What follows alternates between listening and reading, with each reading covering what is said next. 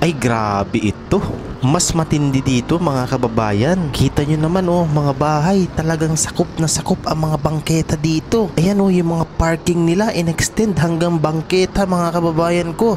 Ito grabe. Binakuran ng bangketa. Dito lang yan sa kahabaan ng Blumentritt. Bandaron lang ng konti, makikita po natin isang barangay hall na nasa mismong bangketa ulit. Ayan oh.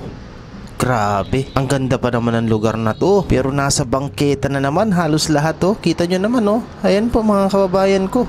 Wala na ang bangketa. Sabi nga ni Gabriel Go, ang bangketa ay pinagawa ng gobyerno para daanan ng taong bayan. Good day mga kababayan, mga batang Maynila. Isang magandang araw po sa ating lahat. Ngayon ay nandito tayo sa kahabaan ng Blumentritt Street. At babaybayin po natin ang buong street ng Blumentritt dahil meron tayong nakita at napanood no sa YouTube na meron na naman daw barangay hall na nasa mismong bangketa, at yun ang ating pupuntahan ngayon mga kababayan ko. Alright, so first time po rin lang na makadaan po sa lugar na ito, itong kahabaan ng buong Blumentritt Street. At sisilipin nga natin yung sinasabi nila na isang barangay na nasa mismong bangketa. Ayan. So ayan oh, sabi ko nga sa inyo mga kababayan ay marami dito sa Maynila ang barangay hall. Sabi nga nung na-interview yung isang kongresista na galit kay Mayor Isko at umiiyak na. Sabi niya 90% daw ng mga barangay dito sa Maynila ay nasa bangketa.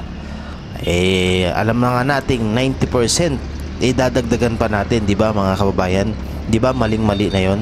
Kung alam natin na mali na nga, tapos gagawa pa ulit tayo ng mali, maling-mali talaga, di ba? Kaya maling-mali yung katwiran na yon. So kayo mga kababayan, ano ang inyong reaction doon? 90% na nga, di ba, na nasa bangketa, tapos dadagdagan pa natin.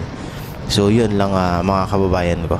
Kaya sumisikip talaga ang Maynila ay dahil sa mga yan, dahil sa mga leader, no, na kung sila pa yung mataas, sila pa yung nangunguna sa mga pagtatayo ng mga ganyang klase ng mga illegal na struktura sa mismong bangketa. Napanood ko nga yung interview kay Gabriel Go, no, yung laging nagte-trending na kasama sa clearing operations.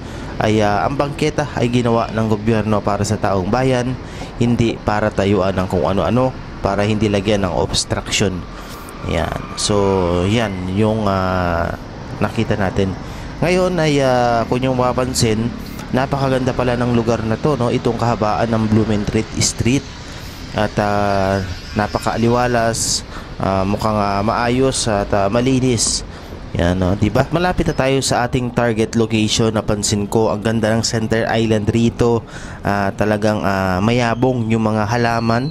Yun nga lang, may mga vandalismo, no. Kung inyo mapansin, may mga pintura. Dito napansin ko lang mga kababayan, no, kitang-kita nyo naman, di ba? Kitang-kita ng dalawang mata natin. Hindi lang pala barangay hall yung makikita natin dito naka-obstruct sa mismong bangketa. Pati binakura na, no? Ginawang extension ng kanilang parking area. Tapos ito, mapapansin po ninyo, ito naman yung barangay dito. Bandaron lang po ng konti, makikita naman natin itong isang barangay hall. Ayan, no? Kitang-kita nyo, tatlong palapag siguro ito. Napakalaki. At talagang hinarangan ng todo ang bangketang ito. Ayan, oh. Kitang-kita nyo. Oh, walang kukurap mga kababayan ko. Barangay 536. Ayan po. So kayo na pong humusga mga kababayan ko. Hindi lang sabi ko nga bawal na bawal harangan ang bangketa. Kahit ano pa yan. Kainan yan, restaurant yan, barangay hall yan, mga bahay yan, ay bawal na bawal po yan. Hindi ko lang alam kung anong gagawing action dito ng City Government of Manila.